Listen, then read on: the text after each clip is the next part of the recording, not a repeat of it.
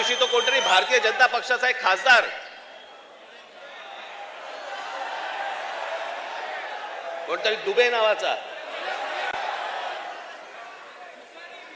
कसा काय बोलला, मराठी लोगों को हम यहां पे पटक पटक के मारेंगे.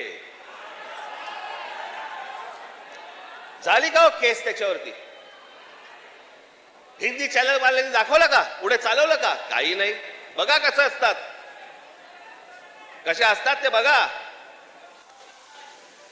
तू आम्हाला पटक पटक के मारणार दुबे? दुबेलाच मी सांगतो, दुबे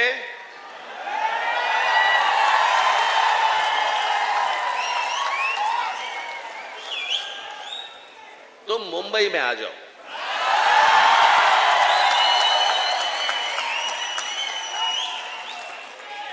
मुंबई के समुंदर में डूबे डूबे कर मारेंगे.